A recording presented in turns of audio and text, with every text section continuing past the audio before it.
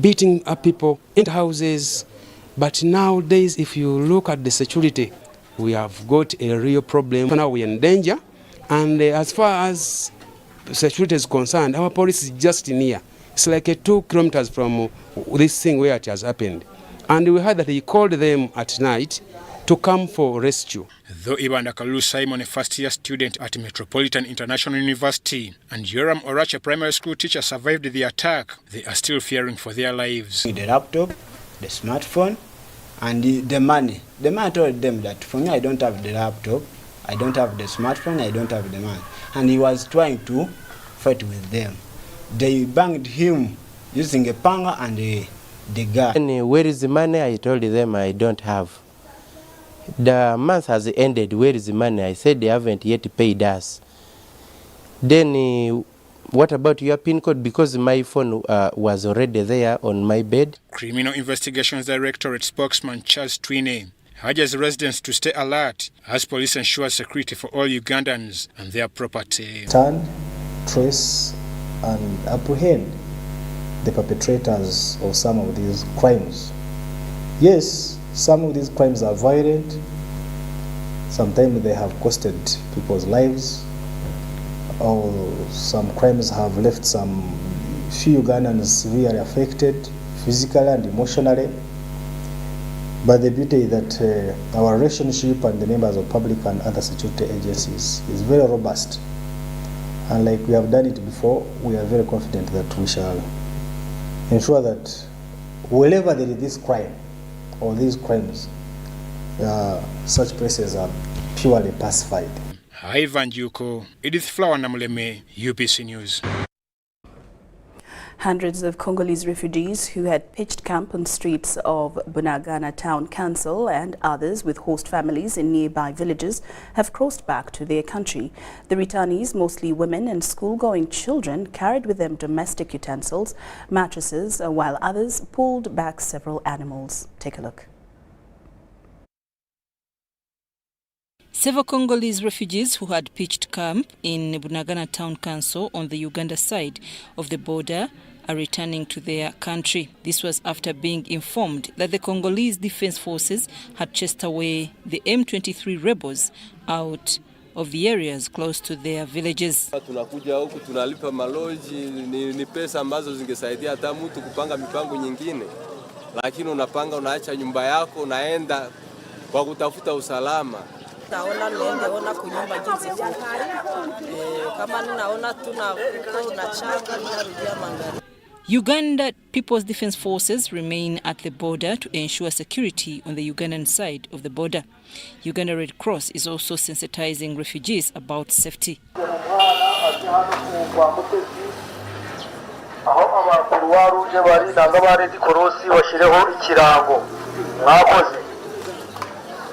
UNHCR leadership says it needs more than $10 million to sustain the humanitarian services to the Congolese refugees currently held at Nyakabande refugee camp. UNHCR representative Kripi Philippe appreciates the government of Uganda for the good enabling environment that makes Uganda a home for the asylum seekers. The OPM Refugees Desk Officer Abina Pauline says over 15 organizations are already on the ground to provide emergency services. Pauline says more refugees are still reporting at the transit center, emphasizing that the situation in DRC is uncertain. She says over 80,000 refugees have so far been registered, and those willing to seek permanent asylum will be transferred to major refugee camps. Meanwhile, Dot Services, a company hired to construct the Bunagana-Goma Road, has suspended works and relocated back to Ugandan side for personal safety. According to sources at the Bunagana border, the equipment had already crossed into Congo but were shifted back following the recent M23 rebel attacks. The community liaison officer with Dot Services says they are waiting for a secure environment. Security, we cannot talk too much because that issue is for security men. So the time they will call us, you can come, or the time UPDF here will come to secure us for us, we are ready.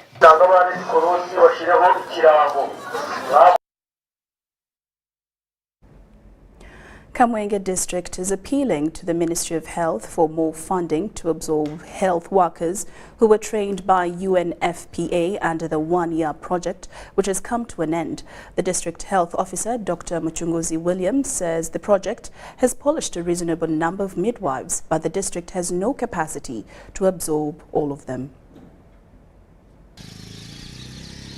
The United Nations Fund for Population through the Embassy of Japan received funds to support the implementation of a one-year project intending to avert human suffering and restore dignity among refugee and host communities.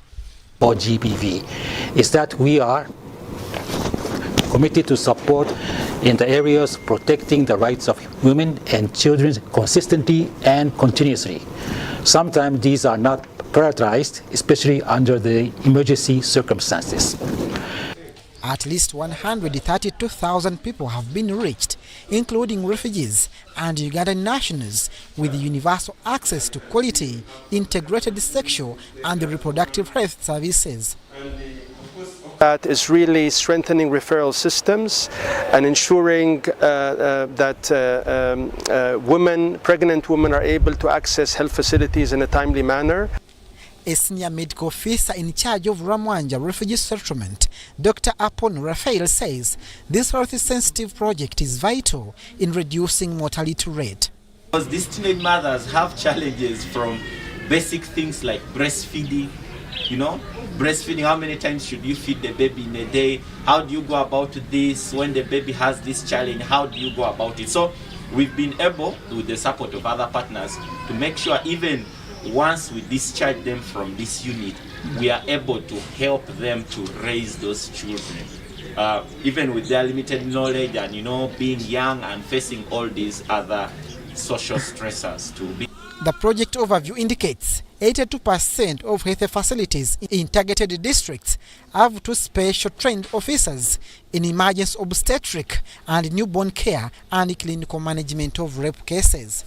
To provide birth control methods, we're able to offer family planning, we're able to offer condom distribution, among other. The trainings about the maternal perinatal death surveillance. To sustain achieved objectives of the project, the district is constrained with available resources to absorb polished health workers. Analyzing the wage we have, and then because the gaps are there, but the issue is the wage. But we are discussing it further with COW and other stakeholders to see how many we can absorb. In the implementation of this project, women and youth centers have been established to create awareness of matters of sexual reproductive health and gender-based violence. I've gained at least a skill. We have been impacting the training in groups. We divided them into subgroups. We are having hairdressings. Here we are having bakery. And in the bakery, we are doing chapatis, we are doing mandazi. The project was implemented in refugee hosting districts of Kamwenge in Ramwanja Refugee Settlement, Isingilo in Nakivali, Ichegegwa in Chaktu, Kikube in Changwali, and Lamo District in Palabek Refugee Settlement. Abdul Nasile Luwama, UBC News. Well, UBC News Tonight takes a very short break, but we return with more stories.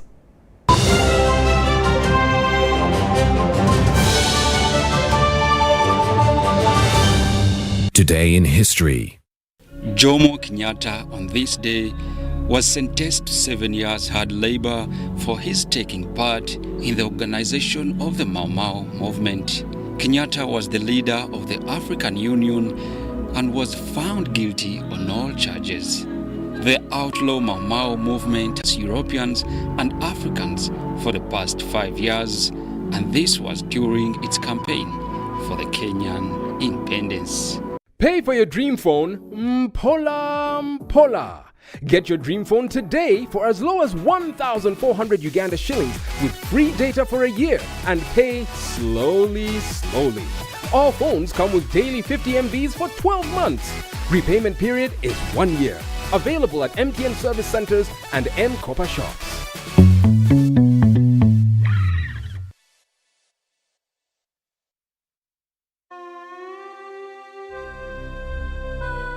The Board of Directors, Management, and staff of Uganda Revenue Authority express sincere condolences on the passing of the Right Honourable Speaker of Parliament, Jacob Lokori Oulanyah.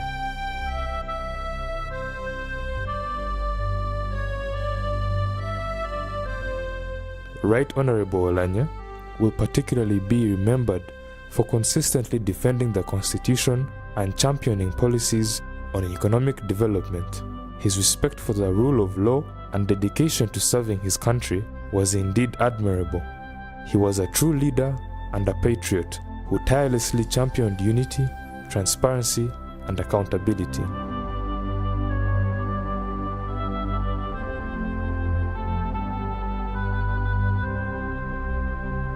His passion and commitment towards developing our nation will remain a source of inspiration for many of us.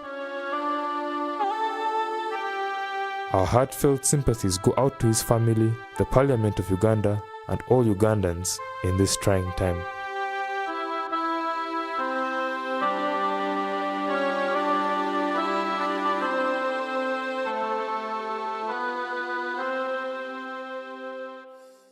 It's Freaky Friday from Airtel. Buy or gift, buy or give. Get freaky too! Dial star 149 star 10 hash to load a Freaky Friday bundle for you to enjoy the best offers on voice and data. To buy a bundle for friends and family, dial star 149 star 10 star 5 hash. Freaky Friday with Airtel. Buy or gift a bundle today. Dial star 149 star 10 hash to get started. Airtel, the smartphone network. Total Energies has undertaken a number of initiatives aimed at ensuring that Ugandan entities and citizens are adequately equipped to participate in the oil and gas sector. Yeah, we do manufacture and supply personal protective equipment. We supply beyond Total Energies. We supply their subcontractors. Yeah, we have seen our company transform from a trading company to a manufacturing entity. We are able to set up some of these facilities that we are enjoying right now. And these facilities also are supporting other sub-sectors. So they have no idea what oil and gas is, but the items they are using are a result of oil and gas. Overall, the industry, manufacturers, suppliers, traders will all enjoy. Total Energies EP Uganda is committed to the empowerment of Ugandans to take an active part in the overall development of the oil project in Uganda.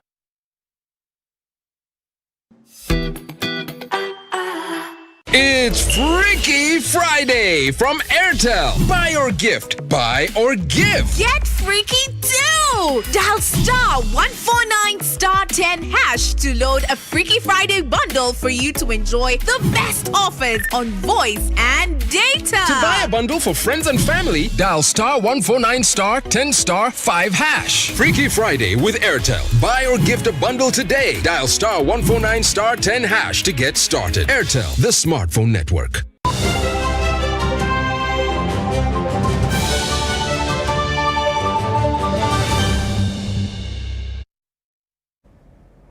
Welcome back from that break, and we're glad that you're still watching UBC News Tonight. I'm Lauryn Kazimoto and Mogalo Muhammad on sign language interpretation. Now we move on with more stories. The Uganda National Association of Occupational Health, in partnership with Rotary Club Chengira in Chengira Town Council, have launched a campaign to strengthen public health in communities. The campaign, under the theme Public Health Matters, Building the New Future, was launched at Chengira Health Center 3 in Wakiso District as Uganda joined the world to celebrate Global Public Health Week. Uganda National Association of Occupational Health, in conjunction with the Rotary Club Chengira and Chengira Town Council, are in partnership to improve health in Chengira. For signs such as diarrhea, fatigue, nausea, vomiting, among others, and when you get this sign, you are required to quickly run to the hospital. The President, Ugandan National Association of Occupational Health, Professor Robert Basaza, and the organization's Executive Director, Dr. Deogracius Kaheru Sachimpi, pledged their commitment to sensitizing the youth about malaria. We are interested in health of all people. It's for us that we can make our own health. The help comes to assist us. We are very, very keen on this initiative. We are keen on working together with the communities to improve on the health of our people. As public health people, we are supposed to see how can we do something to assist the public to think about malaria and to do something about it. Not today only, but all the time. The in charge of Chengera Health Center 3, Josephine Nakakande, applauded the campaign, saying this will help solve pressing issues among patients. We are glad that you are here. We are proud that you are going to share with us what you know, and we shall build on. The President Rotary Club Chengera, Deborah Atwini, asserts this will help improve health standards in the area.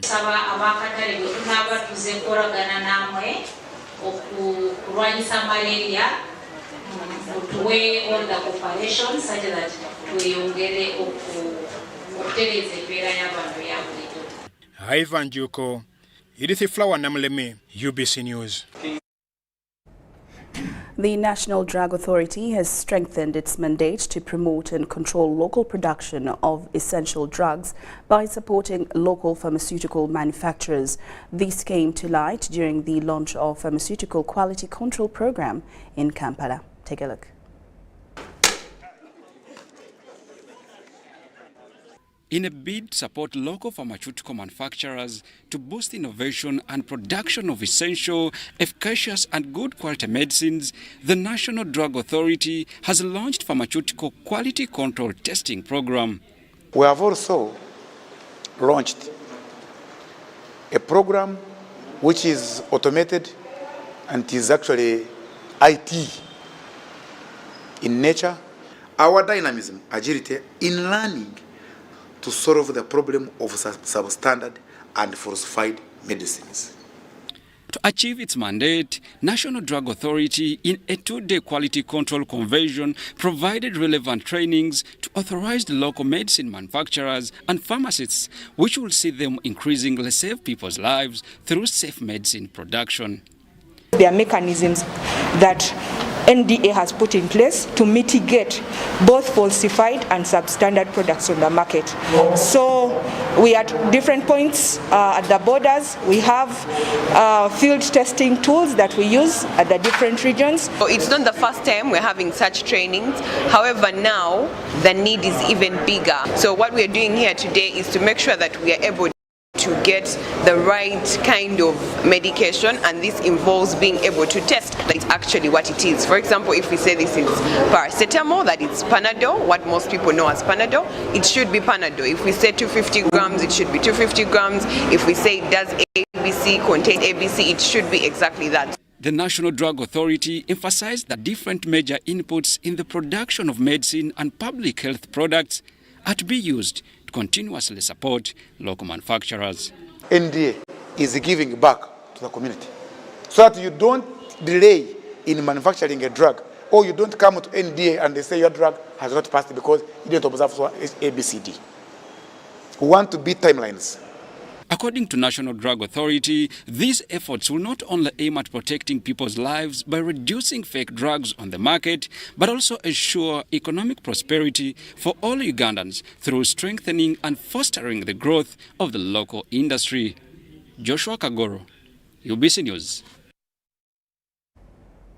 The chairperson, Mbara District Local Government, Tabaro Didas Tumwesije, has called for user responsibility in the management of boreholes and other water sources in the district. This was during the launch of drilling of 11 boreholes in the district with support from the Ministry of Water and Environment. But we hope for the best, and we wish you all the best. The chairperson, Mbara District Local Government, Tabaro Didas Tumwesije, has appealed for concerted effort in the management of water sources in the district. Tabaro said Mbarara is one of the areas in the region that is often water stressed and asked water engineers to identify water sources where communities can be served. We launched the construction of this borehole, and we expect the water user committee together with the LOC, local government of this area, to ensure that they take care of this facility.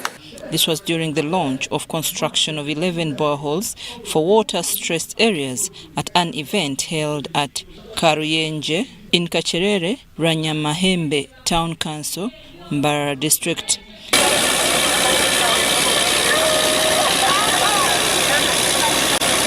The district internal security officer, Mbarara District, Kamahanda David, warned against vandalizing of water sources and electric infrastructure.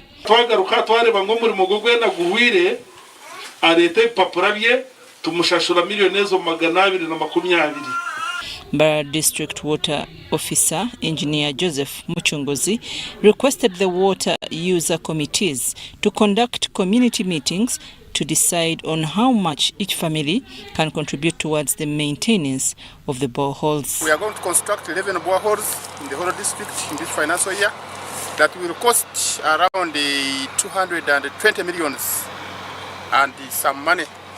This contract will take a period of 4 months, and then it will be done by KLR Uganda Limited. This is an Indian company from Kampala.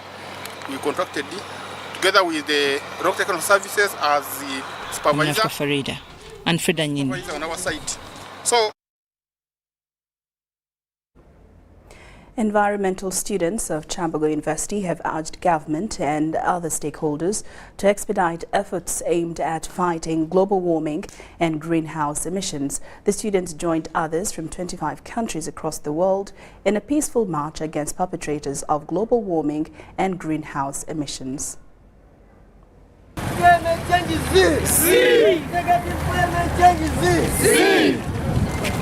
Chambogo University environmental students have joined environmentalists in 25 countries globally in a peaceful march to sensitize the public against the dangers of global warming and environmental degradation. Francis Bolton and Austin Omolo coordinated the Uganda chapter of the march. We are likely to lose everything we have. Just imagine the entire global economy system collapsing because of the heat. Imagine all the Amazon trees are down, the Antarctica and Arctic ice is all melted down. All this will be happening in our eyes if we do not change the way we are living. However, police advised them not to march beyond the gates of the university to avoid other people with wrong intentions to join them. Story compiled by Jugo Collins for UBC News. State Minister for Local Government Victoria Rusoke Businje has promised to organize a management and administration retreat for Jinja city leaders. This follows an escalating crisis among leaders that is derailing development. We have the details. When Jinja City attained the city status, many thought it was the start to greater heights that would improve it as Uganda's #1 tourist spot. How wrong they were, because as it stands, internal bickering amongst leaders is slowing development. This has stalled development and took intervention of the state minister in charge of local government, Victoria Rusoke, to intervene. We are the engine of development, and if you are denying your people development, then you are an enemy of the people and you are not a servant worker. You've broken the promises you gave to the people. I'll work hard, I will obey, I'll come and sensitize you, I'll do this. You're not working. And my ear is on the ground, in Jinja, everything is at home. Why? Because everyone has created his own laws, his own regulations. And I want to caution you and tell you that a good leader must work according to the laws of the country. The troubles are mainly between political leaders like the city mayor, councillors and division local councils versus technocrats, especially the town clerks. People are moving into implementing the Belt development model to pull our people out of poverty and lead them to the money economy without leaving anyone behind. We are saying no, no, this one, that one. We have rules, standard rules of procedure. Standard rules of procedure for local government councils. Thank you. Jinja City Mayor Alton Kasolo Okocha commended the minister for this timely intervention. The infightings that we have had, these are issues where maybe some people didn't know where they stop, and the issue of crossing lines. We have had this problem of people assuming bigger powers which don't belong to them. For example, when you go to a division, a mayor is suffocated. When you come at the center, the mayor is suffocated, and then we misinterpret the law. So she has encouraged us to always actually work in a line of law, which is very important. The wrangles in Jinja City have slowed infrastructure and social amenities progress, which, if worked on, make Jinja City better and resourceful.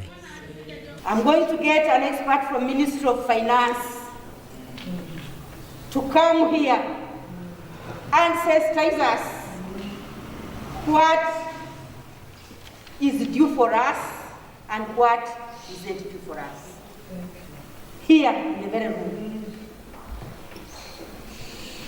I'm coming here with the commissioner from Public Service, Ministry of Public Service, to give us a full dose on the new city structure. First of all, I would like to welcome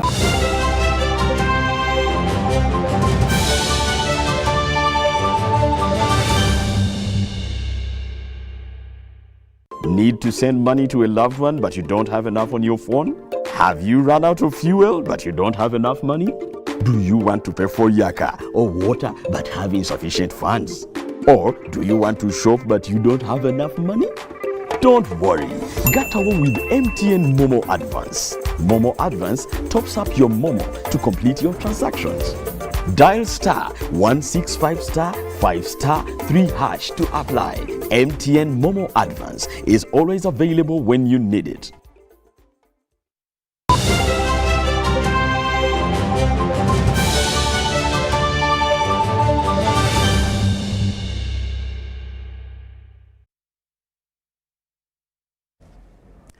And now into business, the government has been hailed for being visionary to think of involving the UPDF in control and management of fishing systems that eradicated poor methods of fishing, which has resulted into quality and mature fish.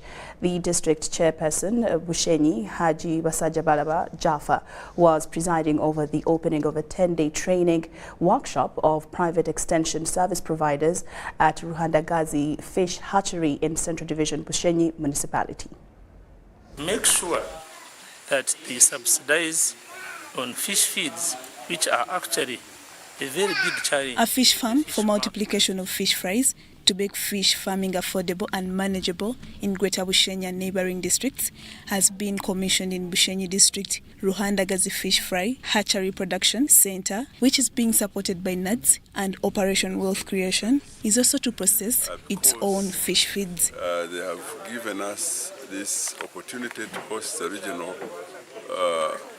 fish fry production center, which has been a problem because it has been expensive to many, especially the people from Western Uganda, because we used to have fish fry or seeds from Mbari. The revival of Ruhandagazi Fish Fry Hatchery Production Center is expected to escalate fish farming in the area. Basajabaraba appealed for provision of good quality fish and fish feeds to improve standards of the services offered.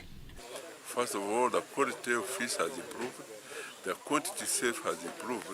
As we are talking now, at least we are producing more tons for our people because we have the local and foreign market as far as fish is concerned. The chairperson, South Western Uganda Aquaculture Cooperative Union, Deus Tumsime Omutenganda, appealed for the subsidizing of fish feeds production for accountability and easy by fish farmers. Omutenganda says that once government supports fish farmers in South-West Uganda, they will have sufficient fish resources for domestic consumption and export. If government could intervene, I have no doubt that the South-Western region and Western region as a whole has the capacity to produce all the possible wanted fish in this region and even could have a senior research scientist working with Narok, Katias Aruho, said the major objective of the training program for selected fish farmers was meant to equip fish farmers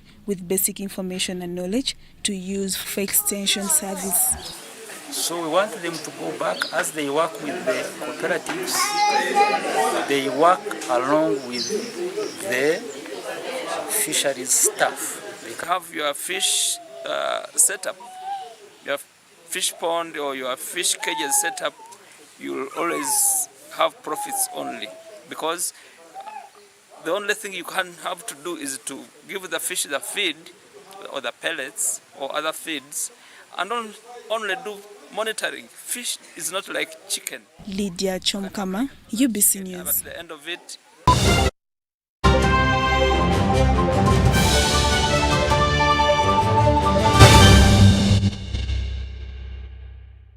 It's Freaky Friday from Airtel. Buy or gift. Buy or give. Get freaky too! Dial *149*10# to load a Freaky Friday bundle for you to enjoy the best offers on voice and data. To buy a bundle for friends and family, dial *149*10*5#. Freaky Friday with Airtel. Buy or gift a bundle today. Dial *149*10# to get started. Airtel, the smartphone network.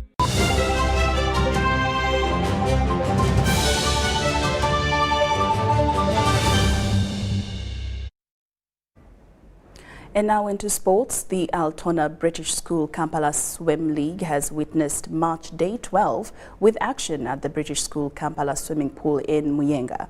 This league is of 3 teams including Astros, Talons and Colts. The competition on the latest Match Day was in 25 meters freestyle, 5 times 75 fly, 7 times 75 meters breaststroke, 9 times 25 backstroke and 12 times 25 freestyle.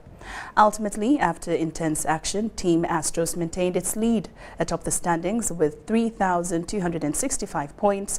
Talons is second on 3,261, while Colts is third with 3,020.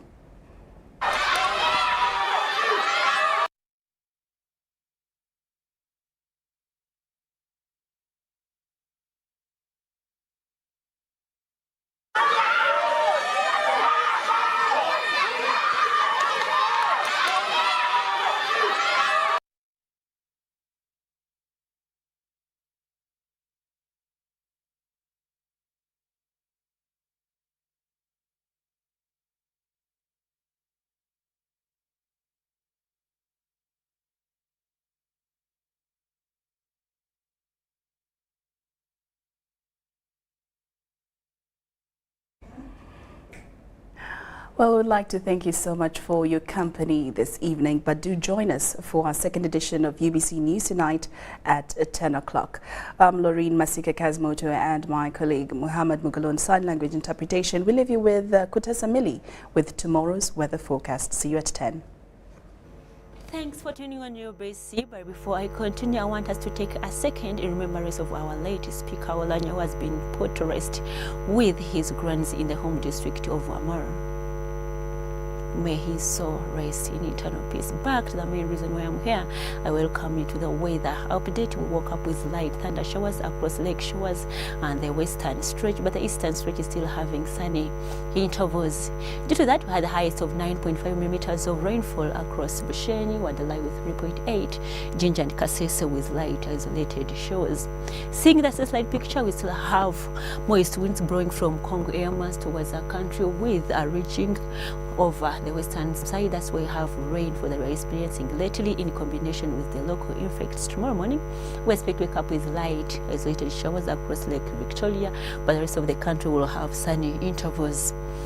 Afternoon hours, we expect a pickup of light thunder showers across lake shores towards the western stretch, but the northern part of our country towards the east is expected to have sunny intervals. Temperature raise up to 34 degrees of maximum across the northern part of our country, 33 in Oulanyah regions, 27 in the capital city Kampala and the nearby places, and 23 across Kabale Highlands.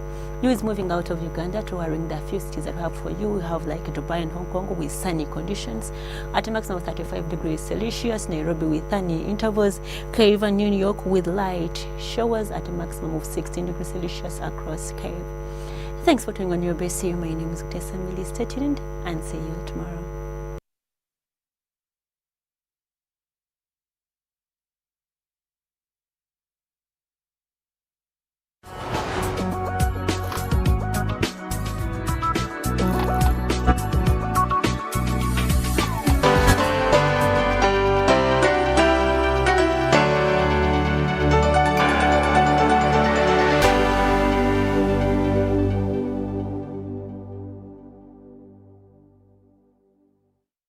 It's Freaky Friday from Airtel. Buy or gift. Buy or give. Get freaky too! Dial *149 *10 hash to load a Freaky Friday bundle for you to enjoy the best offers on voice and data. To buy a bundle for friends and family, dial *149 *10 5 hash. Freaky Friday with Airtel. Buy or gift a bundle today. Dial *149 *10 hash to get started. Airtel, the smartphone network.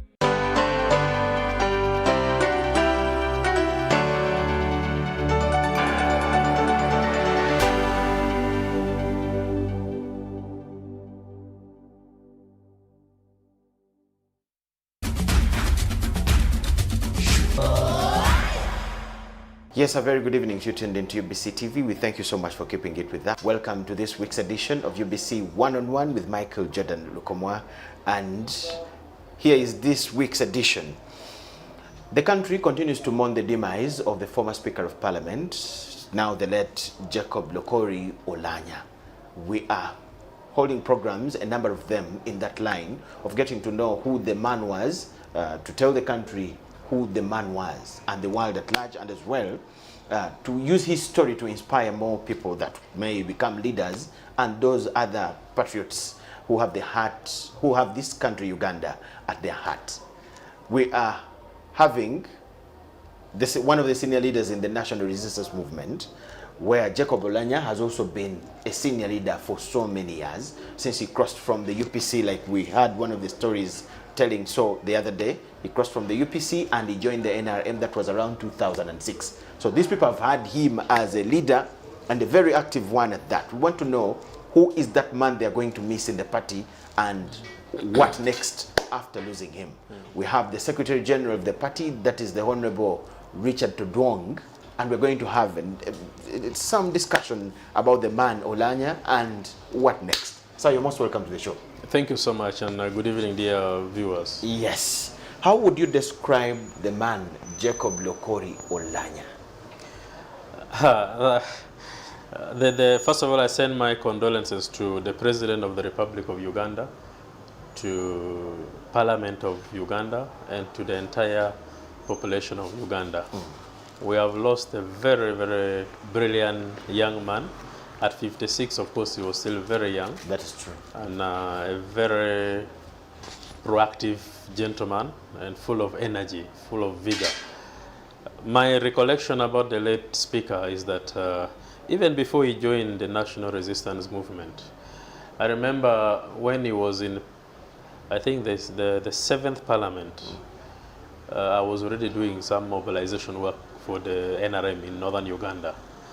And him, Oulanyah, Mao, Okelo, Okumorigan, Olum Zachary, and the other politicians from northern Uganda would hold rallies and speak, and then Oulanyah would stand out, and you would just see the eloquence in him and how he would bring out his points. The orator in him was so vibrant. I knew them one by one. Mao was more of Mao was more of a person who likes to use riddles in his speeches. But Oulanyah would just give a speech that you feel you're moved by the speech. Reagan and Ochula were more introverts. It would take them time to develop their points. And I knew all of them one by one. And then, of course, within the NRM, we felt challenged because other than the now Chief Justice Owiny Ndolo and Honorable Betty Bigombe, I think around that time I was the only graduate that supported NRM openly in Acholi sub-region. Okay. And of course, I didn't do law. I studied political science and economics. And they used to underlook at the courses some of us studied. So when you see Mao on the podium, you see Oulanyah on the podium, they start talking about their courses, what they studied at the university, how law is very much important, how they call themselves the learned friends, and yes. For us we are just educated, we are not learned. And so they first make sure they really challenge you with whatever you have studied. But we didn't relax. I remember going back to the president and asking the president to give me scholarship to take some of our cadres back to school, okay, to match the caliber of Oulanyah and Mao and Okumu Reagan and the rest. Who were challenging you? Who were challenging, yes, because I was alone as a graduate, and of course I would battle with them, but it was so challenging for me as a person. Indeed, the president gave me 14 scholarships, and I took quite a number of our cadres back to school to study, and that is now how we get the current group of leaders of NRM, because many of them were studied. And so, yes, negatively it impacted positively on us. That before even joining NRM, we were just admiring how they would develop points, how they would speak, and how they would move the crowd. Okay. And then we started admiring them, and then it was so interesting. And of course, it took us time to start courting Oulanyah to join NRM. And of course, finally, when he joined NRM, we were excited that he crossed over to NRM. At that very point, Honorable, yeah, he crosses and he joins you. That was 2006. Yes. Up to now, what are those remarkable things, besides being just speaker and what are those remarkable things internally as the NRM you cannot forget about Jacob Oulanyah? Those milestones as an NRM stalwart. Of course, politically, when someone crosses from one party to another, it takes a bit of time for you to fully transit. It took him some bit of time to fully understand how the NRM does its things and how we really do our internal campaigns and our internal organizations. I remember in 26 when he was crossing, he came and he was running against Kidega Dan Chidega, former Speaker of Yala. Yes. They were running for Yala position. And many of us say, Oulanyah has just crossed, he can't challenge Chidega. So we went and supported Chidega against Oulanyah, and he didn't like it. But later on, he's one person that would get annoyed with you, and after some few days, he will feel happy and then calls you and starts talking to you normally. That is what I know about Oulanyah. Okay. And so the transition with him was a bit, of course, for him, he came with a bit of force, a bit of bang, and he wanted to become a leader at first. And then the NRM fraternity was saying, no, you have just crossed. You allow others first to be leaders and you've learned how we do things. And for him, he said, no, I am here. Political parties have this saying that you cannot become a bishop immediately. Yes, so Oulanyah came and challenged. He really challenged that theory. And even when he contested against Sam Engola for regional vice chair of the party for Northern Region, that was what he was challenging. The rest of the original supporters of NRM were with Sam Engola. And the new leaders of NRM were with Oulanyah, and they were the majority. So he defeated Engola. And so he has been really struggling to challenge the status quo in the party. And he changed the dynamics of the party. And we shall really miss him. And also he changed the way we communicate our points to, because remember he comes from the opposition to NRM, and he knows what they used to do in opposition, and now he's on the other side of the party where that has to challenge the other side. So now he's helping us now to develop the points that would challenge what they used to say against the party. You said when somebody crosses from one party to another, it is a little difficult and it takes some time to fit in the system of that party where he has joined. What do you think causes that? Especially taking an example of our real situation. Say somebody crosses from FDC to the NRM. Why does it take time? There are quite a number of factors. One, based on what you stand for and what you used to say about that particular party that you have joined.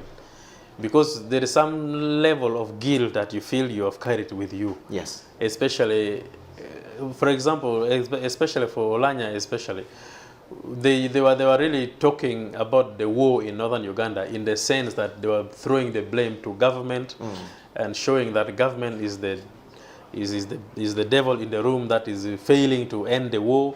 So the whole population turned their anger against government. Yes. And on the other side, some of us were saying, no, let us work with the government to resolve the matter. Let us work with the government to resolve the issue of the war. But now that he has crossed, and he used to blame government, now he has to speak that government can resolve the problem. So that is the dynamics that he found himself on. Serious irony. Yeah, so it becomes very difficult because now you have to speak to show that the government you have joined is now good, that should now resolve the matter that are at stake. Okay. And then you see that kind of, and secondly also, you see people who are now coming to say, no, you have just joined. You used to make it difficult for us to mobilize. You are the people who are really against us. After some time, we have now prepared the ground, and now you have joined. You want to challenge us. So, being a gentleman that he was, he really would navigate through that with a bit of, you would see a bit of challenge. Actually, at that very point, Honorable, you normally have internal misunderstandings and fights within political parties, not just you as the NRM, but across the divide. How would Oulanyah handle this, starting with that very area where he was, I would say, underlooked as a new entrant? Time comes for him to become deputy speaker. It was a tight thing, not very easy for him even to convince the NRM group. Then he met Mohamed Nsereko in parliament. Then the time when he wanted to become speaker, how has he been handling such situations where he meets hurdles within the party? Oulanyah was a very close friend of mine. Indeed, really close.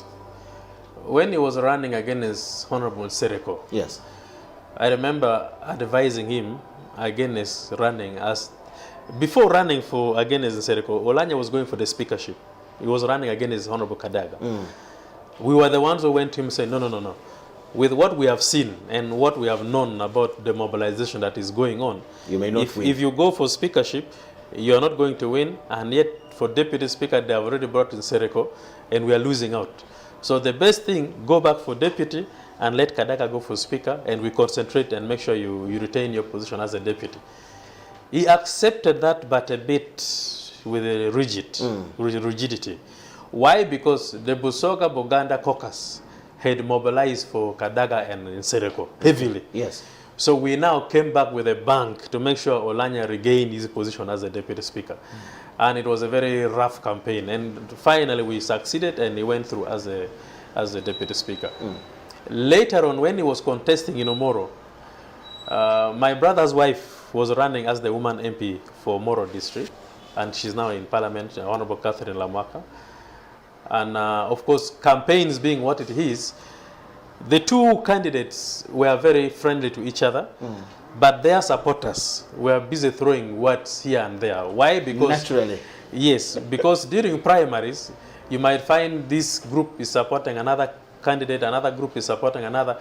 So they carried that kind of friction to the final elections. And therefore, there was a bit of friction between the two camps, and I became the mediator. The mediator between Oulanyah's camp and my brother's wife camp. I remember one time, I think they met in a church for a church fundraising, and he made a statement which did not go well with the other side. With the other side. And when he reached home, he called me at night. You know, we used to call each other Owara. Owara in Aluru is Aluru's word.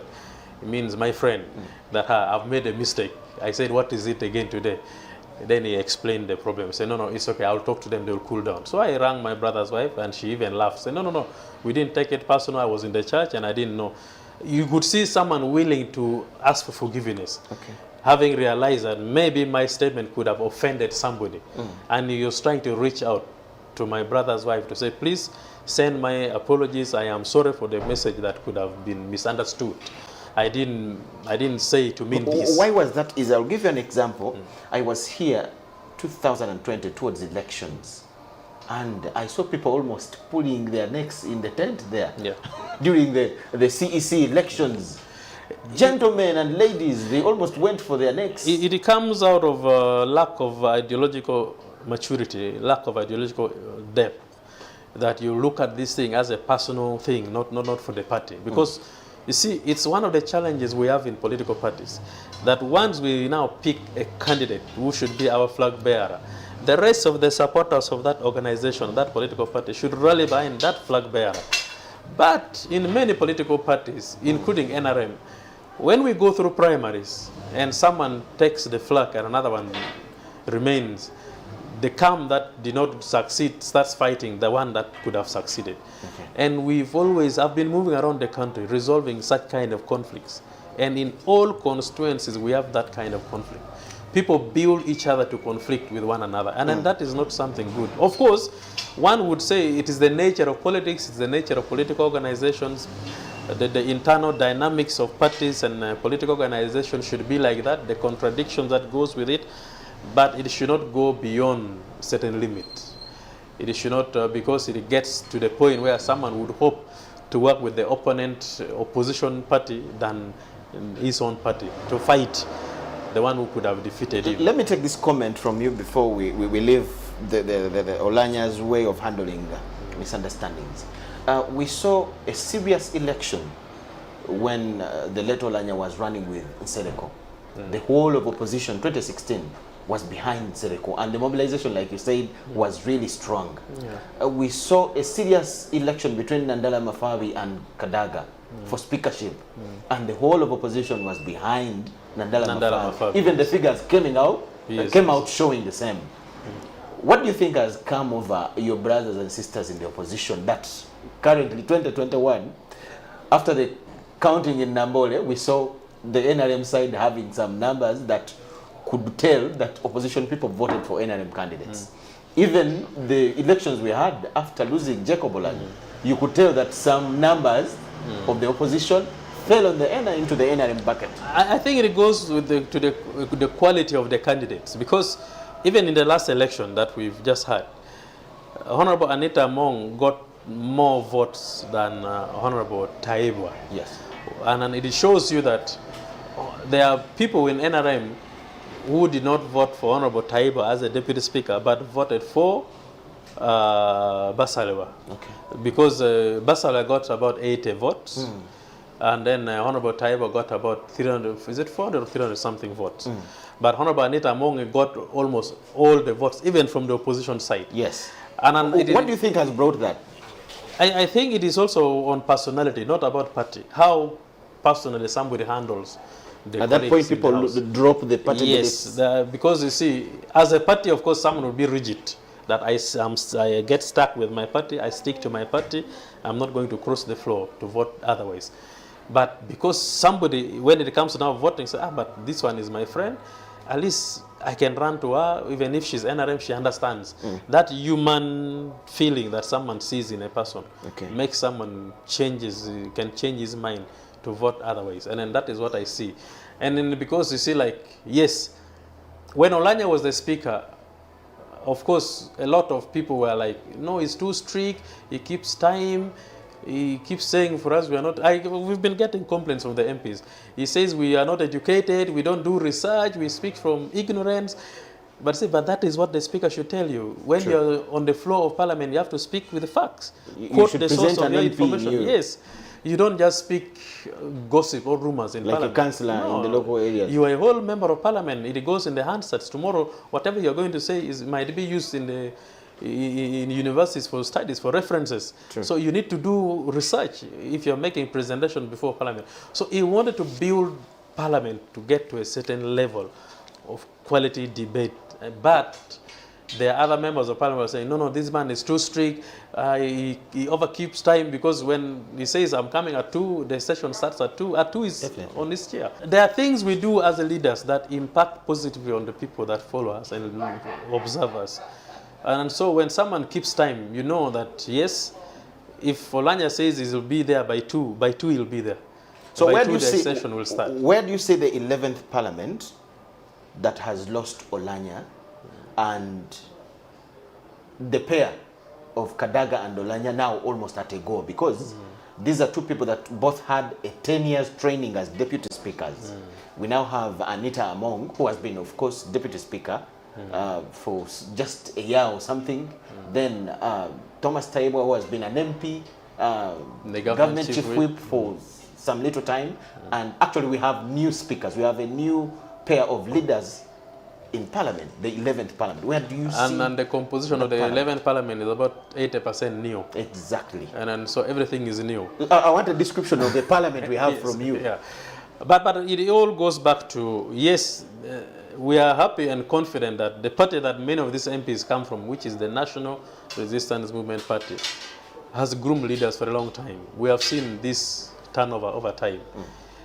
We have seen people, quite a number of leaders in NRM passed on, right from the time the revolution was not yet in government. When they were fighting, commanders were dying. When they took over government, quite a number of commanders died because of HIV/AIDS.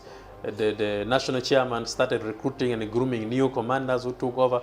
So it has been a process over years. And as long as the leadership of the revolution is still intact, we believe that grooming of leaders is a consistent and a constant process. Yes, you groom a leader that has that quality that can be groomed.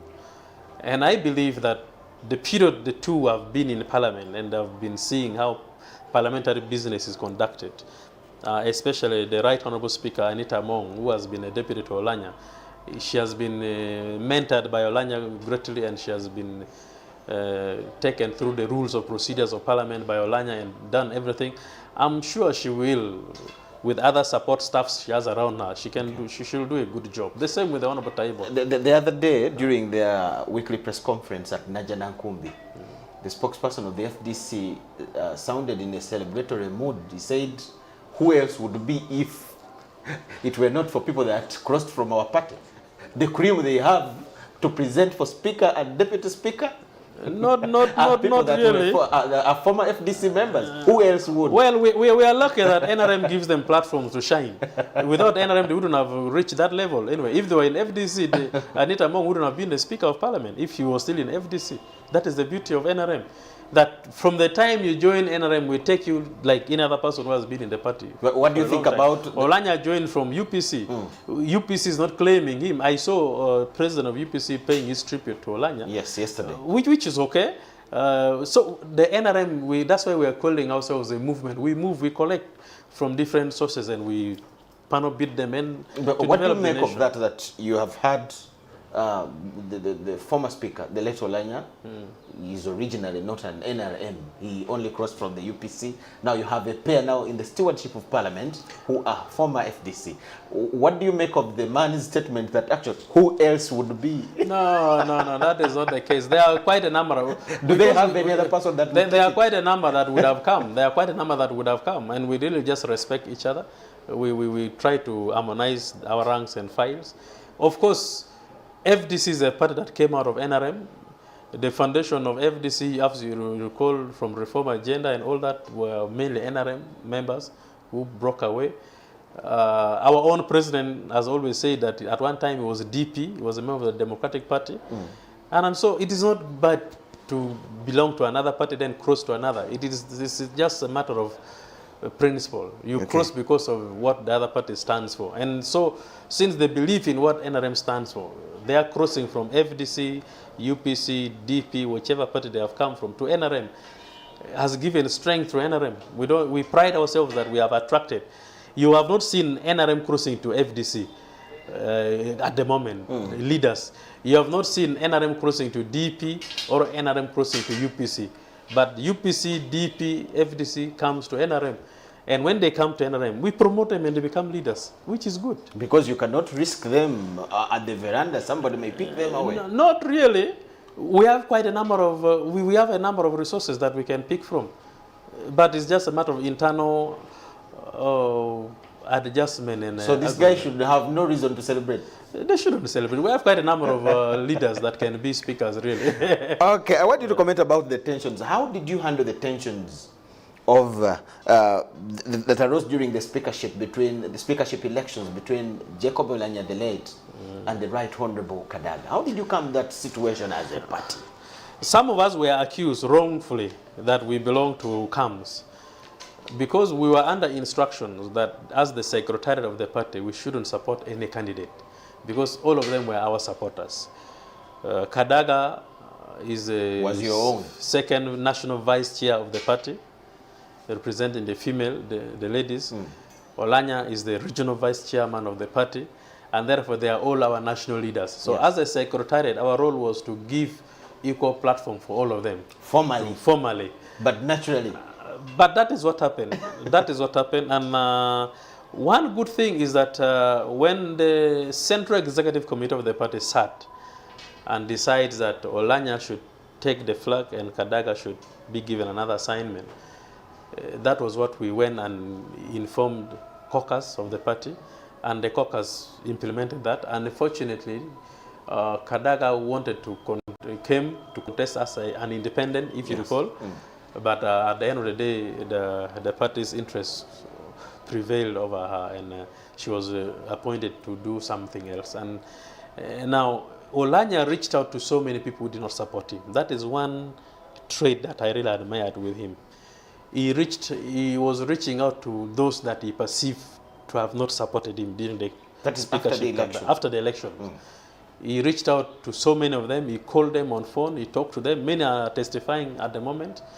He called them and was saying, let us now work together. The campaigns are over. I am a speaker for everybody. Did he call Kadaga?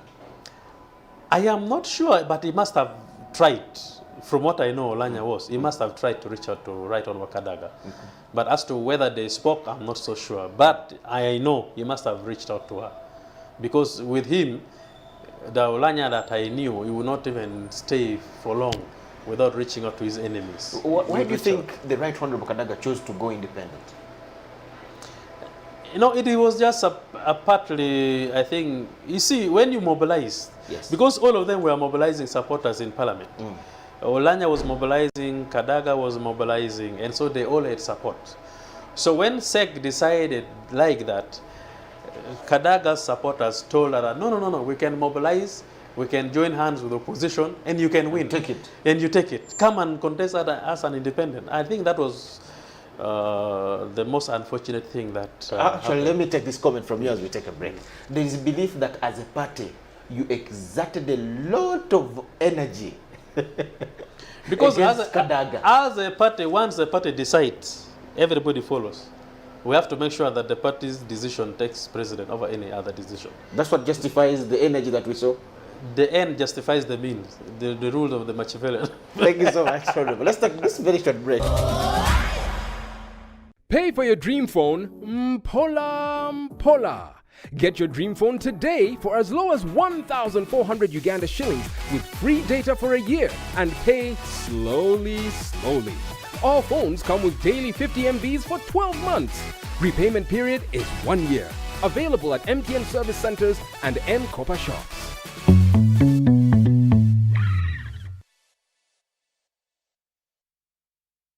COVID-19 is still here with us. As Professor Maggie Chigozi states, the time is now for all of us to get vaccinated. When we have one person who's not vaccinated, it affects everybody around them, most especially the ones close to you. Keep your family safe. Anyone right now who's over 18 should go and get vaccinated. Because of the new COVID-19 circulating variants like Omicron, it is very important for all of us to be fully vaccinated with 2 doses of the same vaccine type. It's only those getting Johnson & Johnson who receive only a single dose to be fully protected. Even after vaccination, continue to adhere to all SOPs by wearing a mask properly, covering your mouth and nose, washing your hands regularly with soap and clean water or using an alcohol-based sanitizer, maintaining physical distance of at least 2 meters from others and avoiding crowds. Echa COVID-19, chija kugwa. This message is from the Ministry of Health with support from UNICEF and partners. UBC One-on-One with Michael Jordan Lukomwa. Welcome back from the break. We are at the NRM Secretariat. We are talking to them as they grieve the demise of their own national vice chairperson for the northern region, the late Jacob Oulanyah, who has also been former Speaker of Parliament and as well former Member of Parliament for Omoro County. We have the Secretary General, the Honorable Richard Todong, and we are sharing a number of things about the late and what next. Honorable, welcome back from the break. You are a senior leader in this country at this level. Why do you think it has become almost a trend that whenever we lose people, there are undertones of suspicion about why somebody has died? When we lost the General Lokech, may his soul rest in peace, the IGP came out and he said we should have an investigation about my man's death. This time it was the family of the late Jacob Oulanyah sounding to be suspicious, in addition to other people, undertones that may not publicly get a chance to come out. A number of other deaths have come, people that have had people that have sounded suspicious of poison and things like that, although sometimes these are voices that may not get the platform to come out. Why do you think we have this trend? Death is something that is old and yet very new whenever it strikes. And mankind appreciates death in different ways. And whenever it strikes, there is always blame. There's always blame. There is always blame. We don't believe that someone can die naturally or someone can die of a natural cause. And there's quite a number of theories that goes on with that. When everybody who has passed on, there has always been such allegations against death. When Mayombo passed on, yes, we had the same. When Aronda passed on, we had the same. When Oketa passed on, we had the same. When Ochora passed on, we had the same. When Ayume passed on, we had the same. When the Governor Bank of Uganda passed on, we had. So it's like a common. Actually, the Honorable Gilbert Oulanyah at Parliament said, government should explain to us why do our people die just months in big offices. But to me, that is a way of coming to terms with the shock that somebody has passed on, has died. But it's also to tell you that society still don't understand death properly. Because you see, we human beings, we live and we die. There is time to be born, there is time to live, and there is time to die. And when someone dies, definitely, that is how the person ends. We wouldn't want, of course, the investigations, the alarms, the cries, the blame, and all that, it fits in certain theories that people would like to be cleared off, which is normal. And at the end of the day, after the burial, when everything is settled, they will go back to normal. They would understand that really somebody died of a natural death. For example, Oulanyah, he has been in and out of hospital. Everybody knows that, including Parliament. He has been sickly, he has been attending medical care from around the country, from outside the country for a long time. Okay. And at the end of the day, the report is that he was suffering from cancer.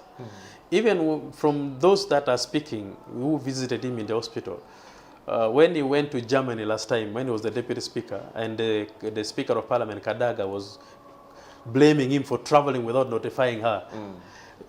The Honorable Jacob Oulanyah was going for medical care. That is what now is coming up. So it's like he knew his condition, and he was true Oulanyah that he was handling it alone without sharing with anybody. And like everybody else thought Oulanyah was okay, and yet actually he knew he was not fine until he met his death. And indeed, anybody would say, the man was strong, the man was okay. How comes he has died all of a sudden?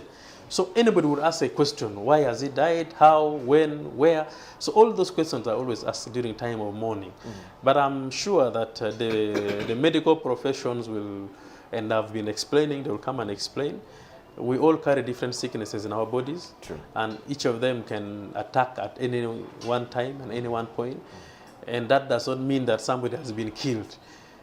Because it is like, if I have my own ailment that you don't know, it is me that really has it, have it. And it can't be public information. It can't be public information. We need to respect privacy of individuals.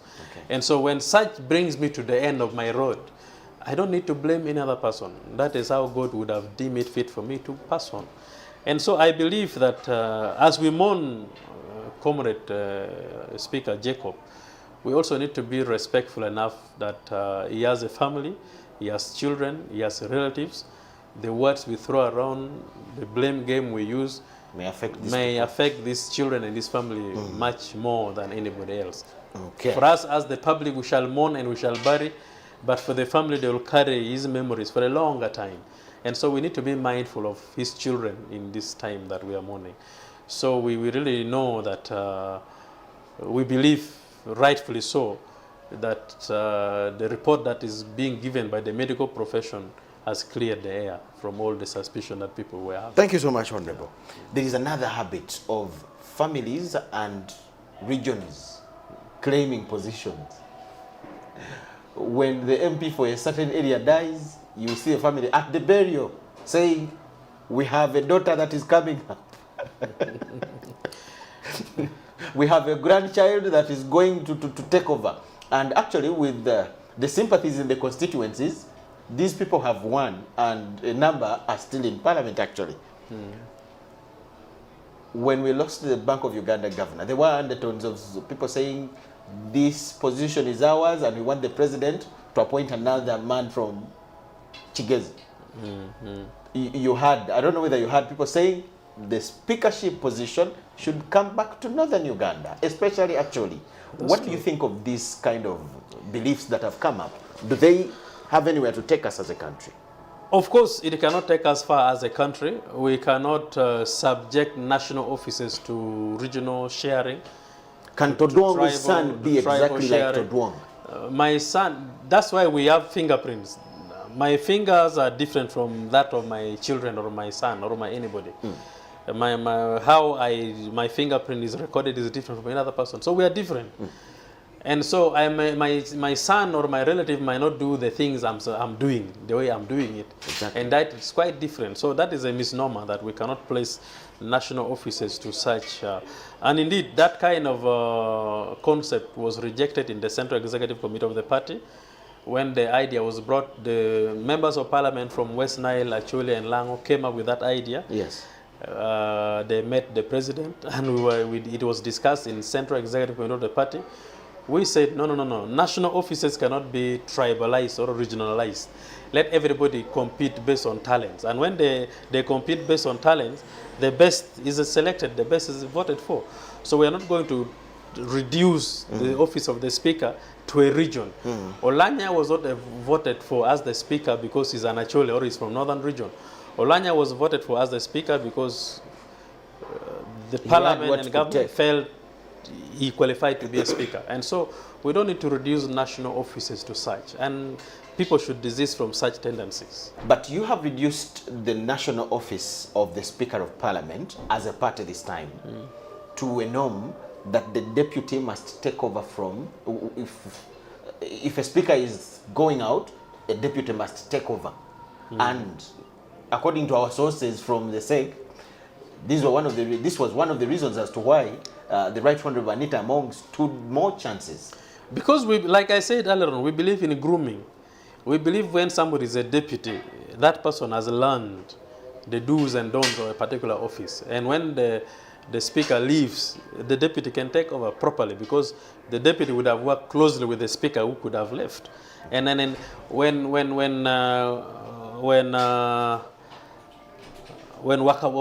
was the speaker, the later Yume was his deputy. Yes. When the later Yume was the speaker, His Excellency Sekande was the deputy. When Sekande was the speaker, Kadaga was the deputy. When Kadaga was the speaker, Oulanyah was the deputy. When Oulanyah was the speaker, Anita Among was the deputy. Isn't that norm denying us new talent? No. There is a point of entry of new talents.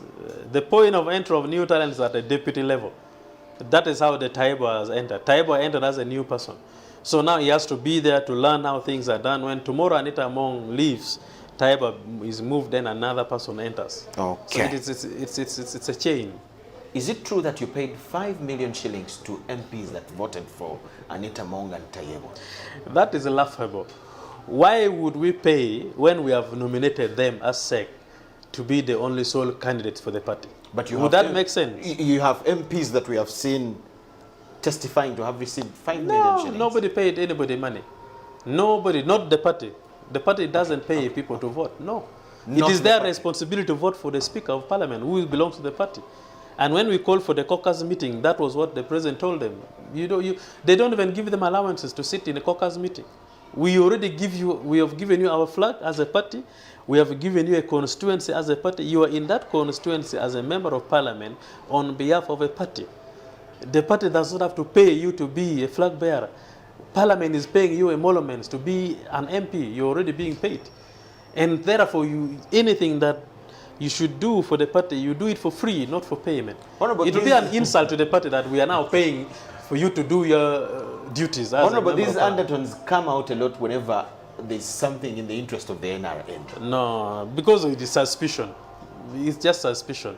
We don't do that. We don't do You hear people have been given 100 million to vote for this. People have been given some money. We'd rather donate that money to charity than giving it to leaders to do their legitimate responsibility. And as we move not to believe the allegations, some MPs come out and testify, yes, we received some money. And maybe they could have told journalists they could have received, but not from the party. Not from the party. Okay. Maybe the candidates could have gotten excited and given them money, but not the party.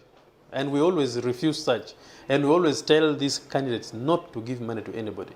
There's a time when the letter Biriga was complaining about balance for Tojikwatako, and he told journalists. Well, that could have been... by that time, I remember caucus used to receive some little allowances for sitting. Not for them to do things that were not supposed to, but just for their sitting, for fuel, small allowance, like I think 1 million, 500,000 or 1 million. They used to give them that in the past, but that is not the case now. So this time they didn't receive any allowance? No, nothing. This time that was scrapped off. Okay. There has been an excitement about the budget to do with the burial arrangement of the late Right Honorable Jacob Oulanyah. What is your view about the excitement and the complaints? And well, there is Jacob Oulanyah qualifies for a state burial. That means the state takes over the cost for the burial. Personally, I don't know the ingredients of the state burial, but we also read in the papers that the budget is about 2.5 billion. Yes, but again wrote as if it's being revised. So we really, but whatever it is that we really say, individuals should not make Oulanyah's funeral for personal gain, for making money. Because if it is about the kind of things they are trying to propose, for example, our members of parliament from the north are really explaining themselves to the population in the north why they are asking for 300 million as members of parliament, and yes, it's becoming difficult for them to explain. So are you saying there could be some people that may take advantage of this burial to earn some money?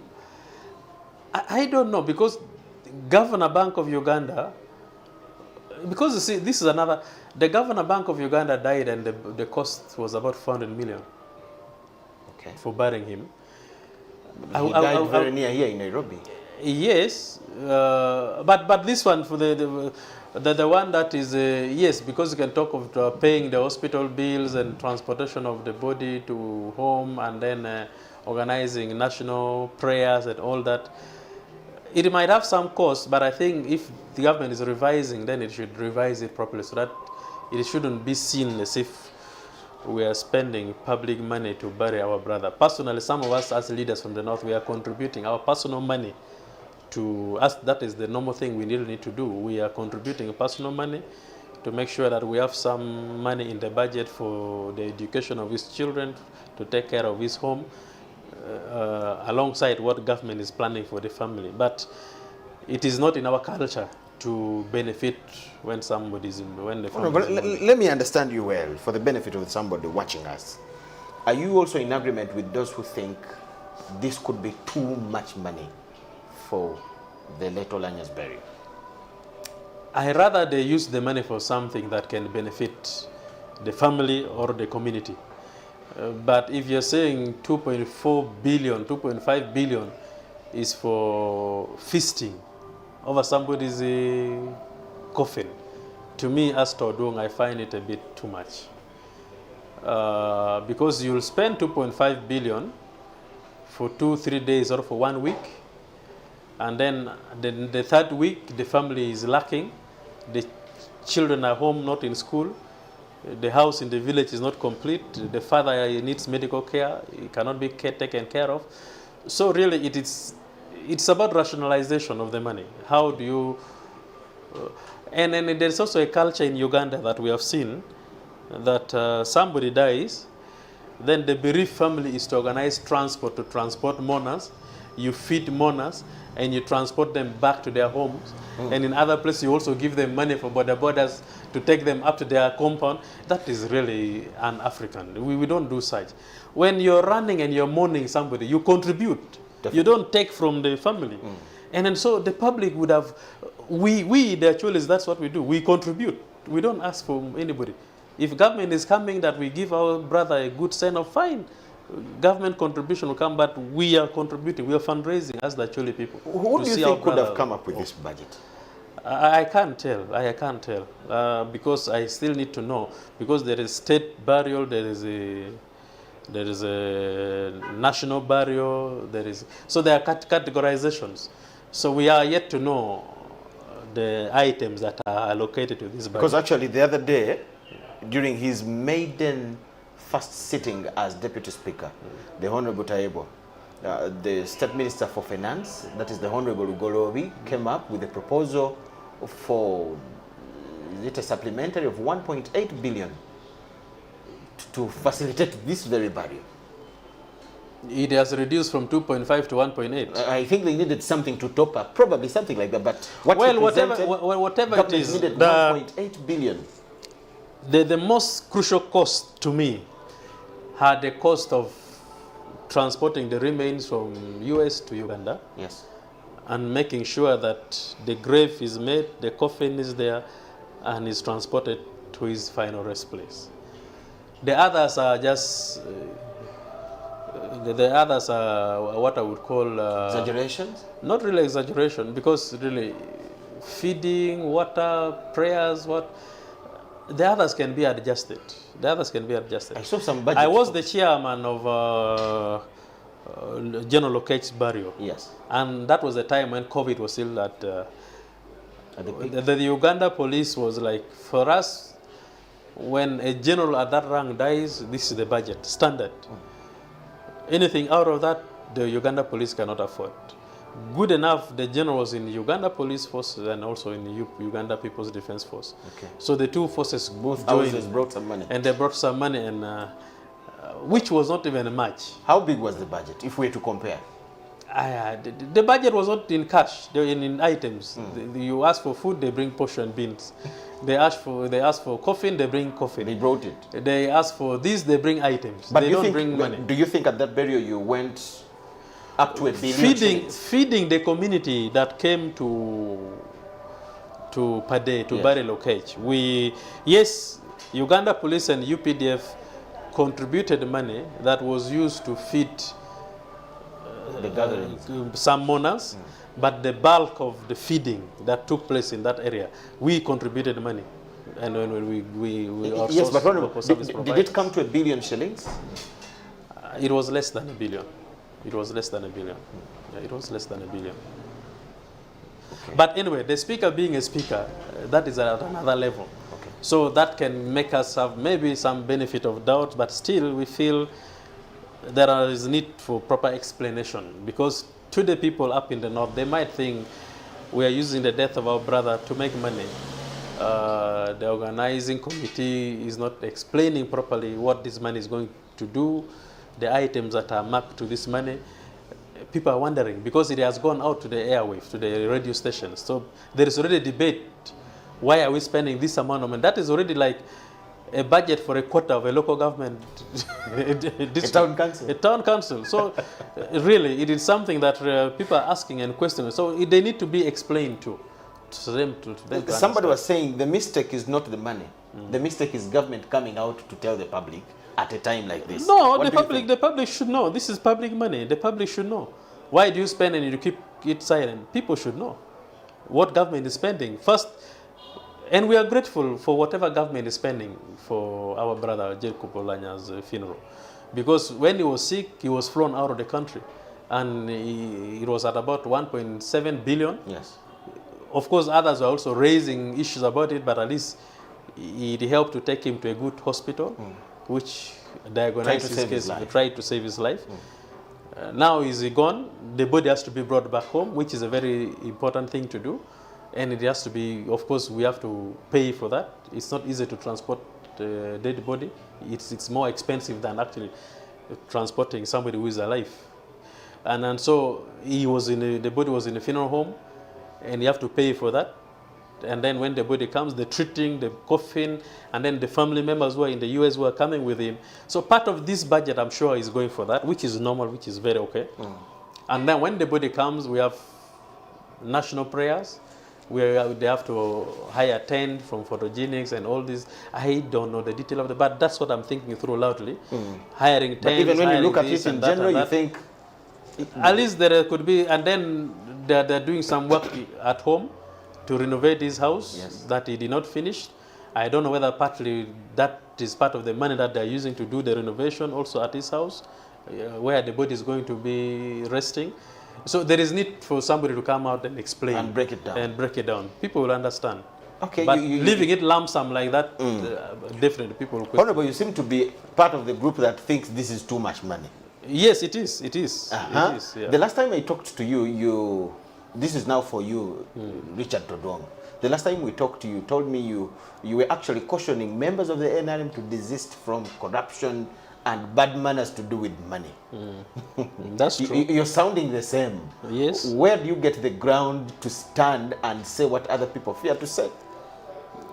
Because I believe in what I say. I believe in what I say. If you cannot do political work when you put money or leisure, pleasure at the front of your work, you can't. You can't. That would require that every time you go for a meeting, you have to pay people to come and listen to you.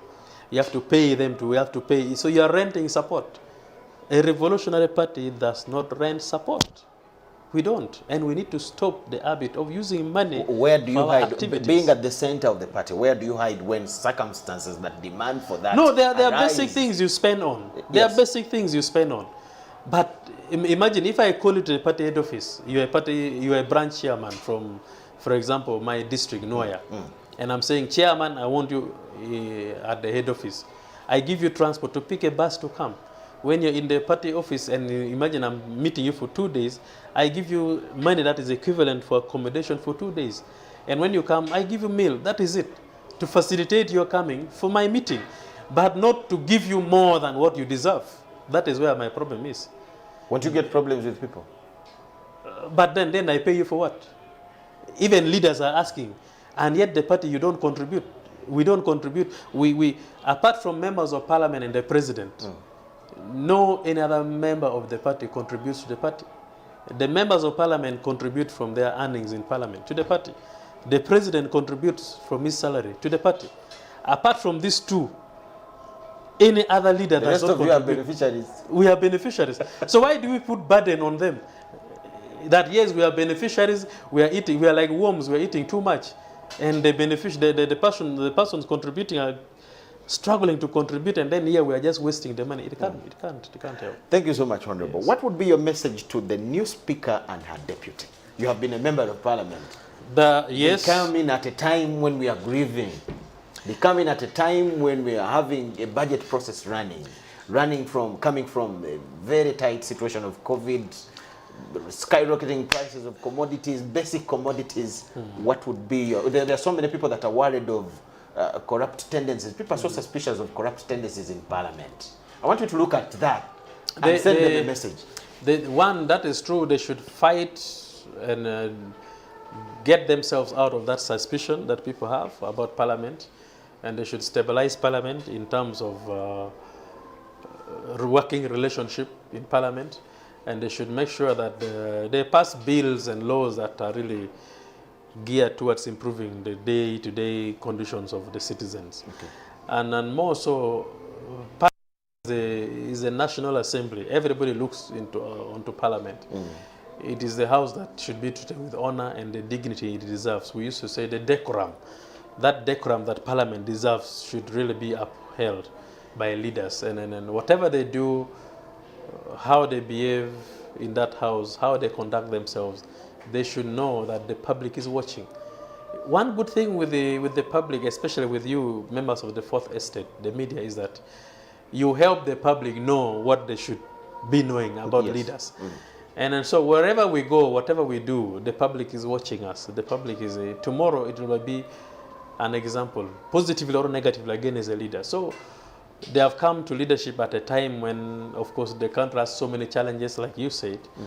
But I believe that with the guidance of the national chairman, the president of the Republic of Uganda, and cordial working relationship with the prime minister and members of the executive, the current speakers will perform well. Your last remark about Jacob Oulanyah as a wind-up. We pray that we mourn Jacob with dignity. We give him that respect in death, much as we gave him respect in life, because we should be mindful of the family that he left behind. Yes. We thank you so much. Thank you. His name is Richard Todrong. He's the Secretary General of the National Resistance Movement, the party in the governance of the beautiful Republic of Uganda. We thank you so much for watching. That is how he knew Jacob Oulanyah and what he thinks should be the next step of Uganda and Parliament and his family after his demise. We thank you so much for watching. My name is Michael Jordan Lukomwa with Davis Kamukam and the whole team. Wish you the best of the nights. Bye-bye.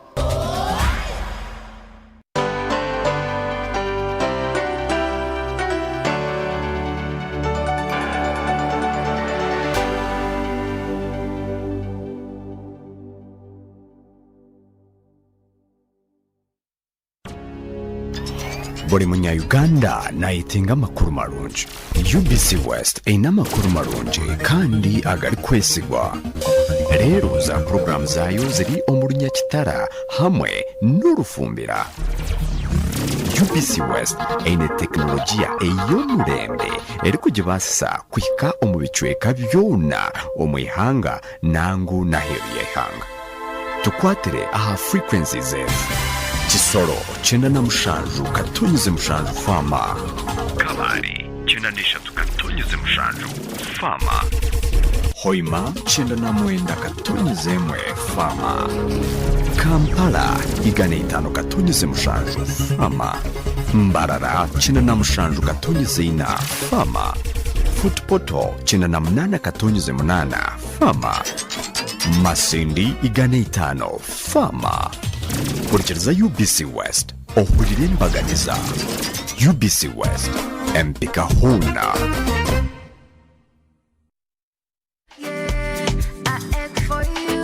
Man, what's a weekend without entertainment? To be boring, right? It would be a weekend without a vibe. There has to be a vibe. And what better vibe than Horizon Vibe? Hey, let's go!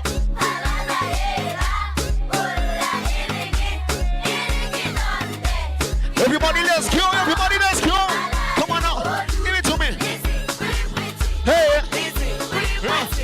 True story, man. From the crew to the vibers, we bring you nothing but good vibes.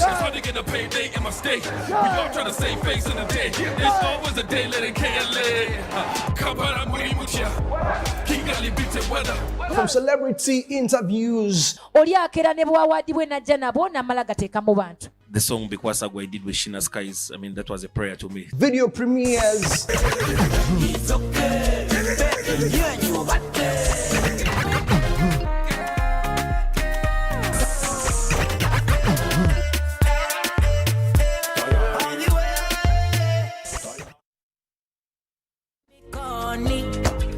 And if you're licking a fighty, I saw me to look.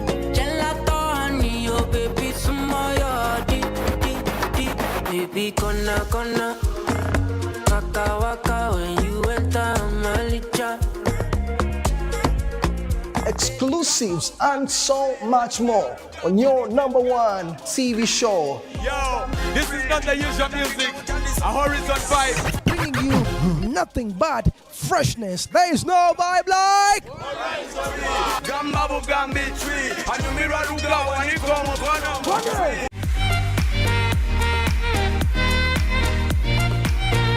The stage is a world of entertainment.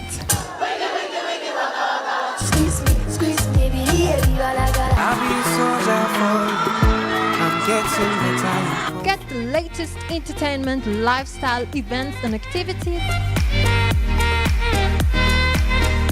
Chats with celebrities that make headlines. It's your girl Zari, Mama Tifa. I'm in town, I'm in Uganda. It's showbiz.